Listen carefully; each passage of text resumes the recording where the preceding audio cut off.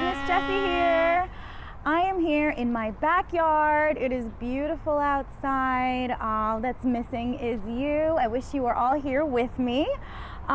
Today is Friday, March 20th. Happy Friday! I hope everyone is doing well, staying at home, staying safe. Today, I actually wanted to read you guys a story. It's a very old story, one of my favorites as a kid, about how important it is to help each other and to be in unity, to help our family and friends whenever they need us, if we can, right? And how at the end it usually benefits all of us somehow. So, without further ado, I'm gonna read you my story. This story is called The Farmer and the Beet.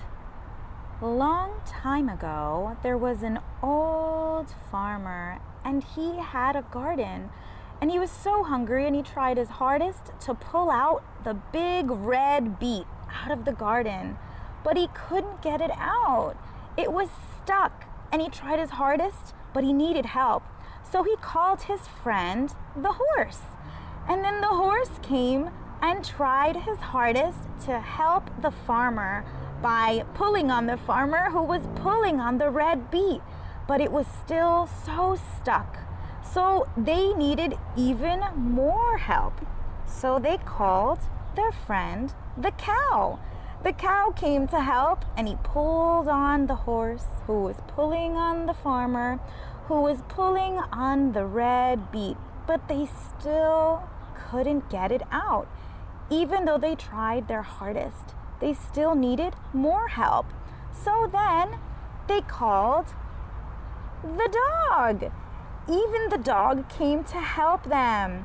So the dog was pulling on the cow's tail while the cow was pulling on the horse, and the horse was pulling on the farmer who was still trying to pull on the beet that was so stuck in the ground. So even though they all tried so hard, they still needed even more help. Then who came to help them? Even their friend, the cat, came to help them. Even the cat came.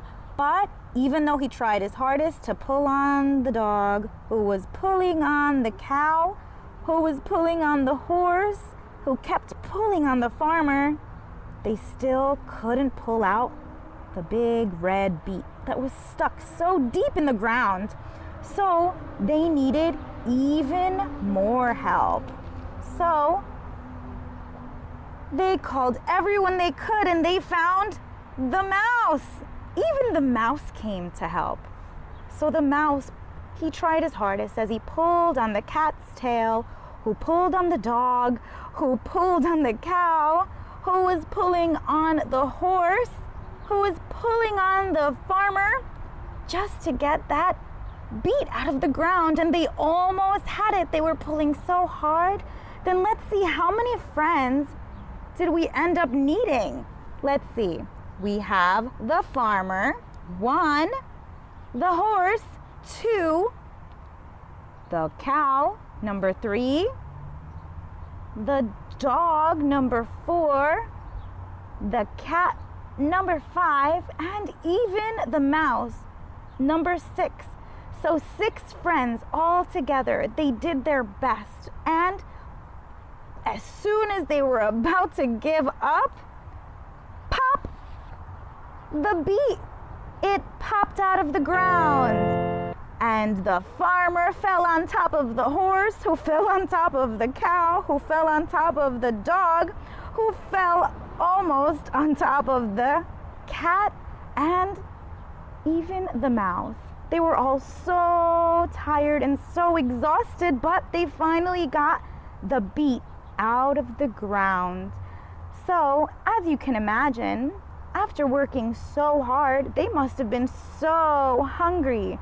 So that big red beet that they worked so hard to pull out of the ground ended up being dinner. And they ended up eating this delicious red beet all together because they all worked so hard in unity to pull it out of the ground.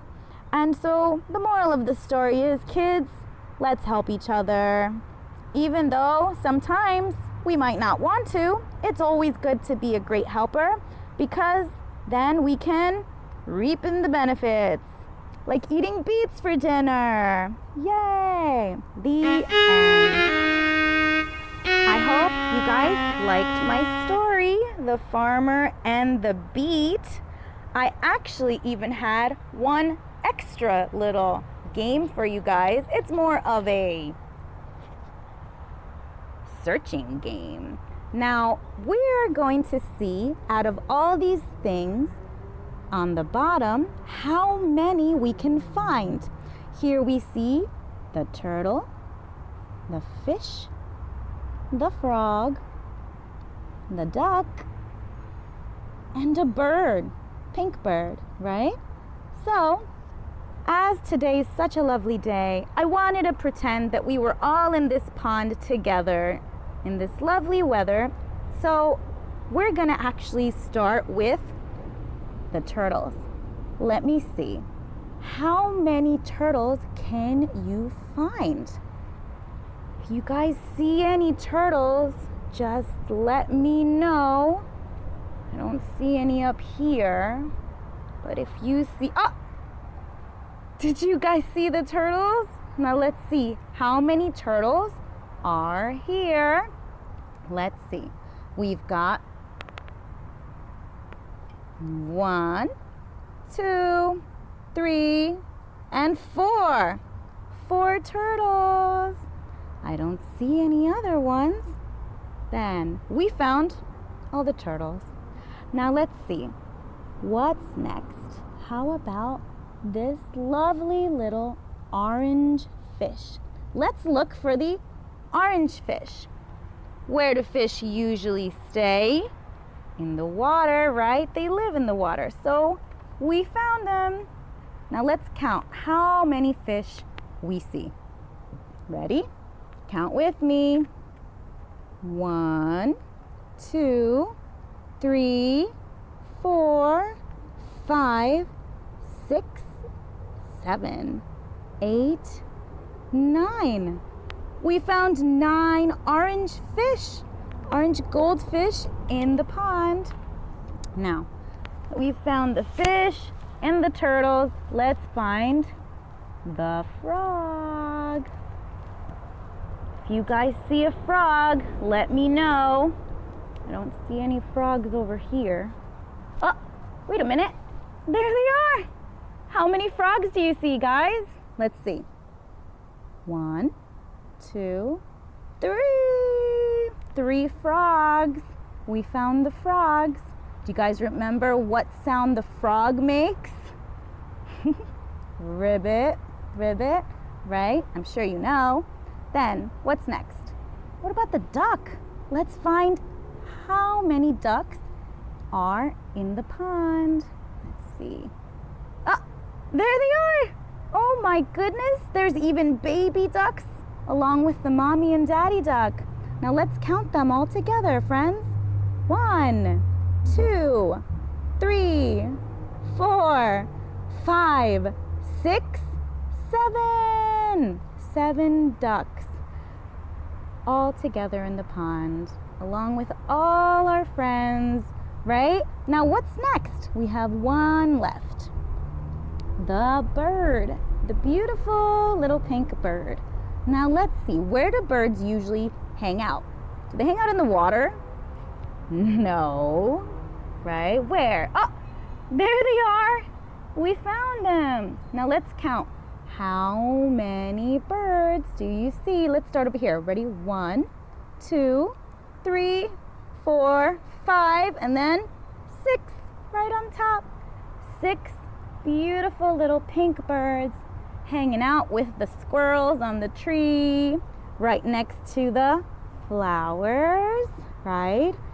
Along with the frogs that are hanging out with the turtles at the pond, with the fish and the duckies. Yay! I love this picture. See, you guys can use your imagination and pretend you're there. Even though you have to be home all day, we can always pretend to be anywhere we want. So, Let's remember, friends, Miss Jessie loves you, and keep learning. Bye.